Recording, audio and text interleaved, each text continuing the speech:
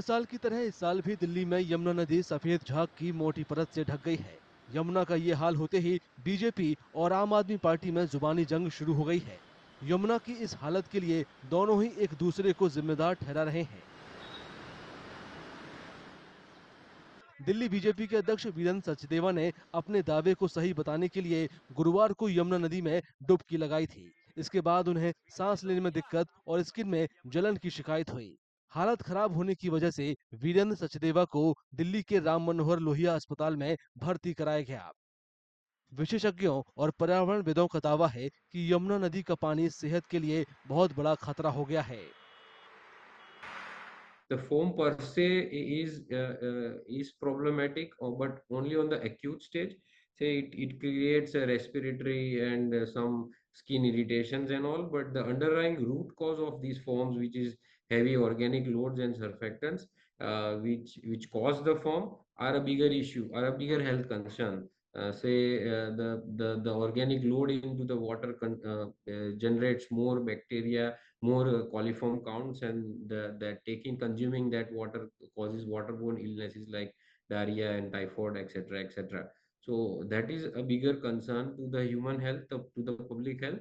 And of course, we have seen aquatic health also getting affected significantly because of this organic load into the Yamuna basin. Yeah. IIT Kanpur की report के मुताबिक पर्यावरणीय और मानव जनित वजह जहरीले झाग का कारण बनते हैं।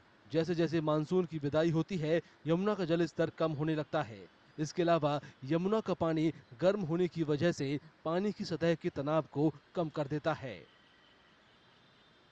So it has been quite well documented and well researched now that two major causes for the froth are the surfactants, which is the phosphate-based surfactants, and also the untreated sewage which flows in the Yamuna, especially in the heavily populated area starting from Delhi till Agra, and of course it goes on further and further towards Bay of Bengal. But primarily the froth is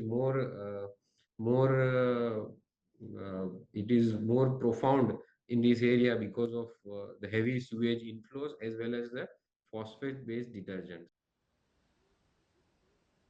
विशेषज्ञों की माने तो यमुना में झाग नदी में मौजूद पौधों के सड़ने और सीवेज से निकलने वाले गंदे पानी की वजह से बनते हैं। इन झागों में अमोनिया और फॉस्फेट का लेवल हाई होने से सांस के मरीजों और स्किन के लिए खतरा बना रहता है।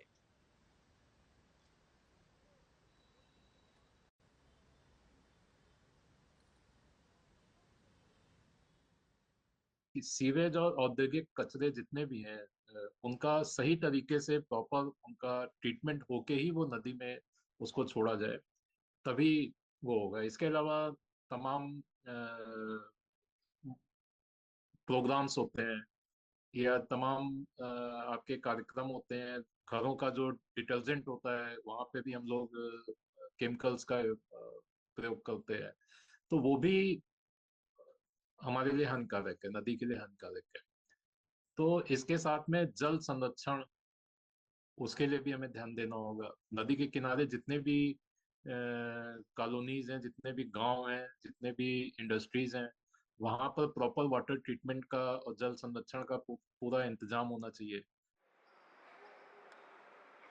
मुख्यमंत्री आतिशी ने बताया कि यमुना के पानी में अमोनिया के हाई लेवल ने दिल्ली में वाटर ट्रीटमेंट प्लांट को भी प्रभावित किया है। इससे दिल्ली के बड़े इलाके में पीने के पानी की सप्लाई में बड़ी दिक्कत पैदा हो गई है। विशेषज्ञों और पर्यावरणविदों ने राज्य और केंद्र सरकार दोनों से यमुना में प्रदूषण को रोकने की अपील की है। उम्मीद है कि सियासी दल मतभेदों को भुलाकर यमुना की सफाई के लिए अब मिलकर कोशिश करेंगे, जिससे दिल्ली और दिल्ली वालों को बड़ी राहत मिलेगी। Please subscribe to the channel and download the Politicos app from the links in the description.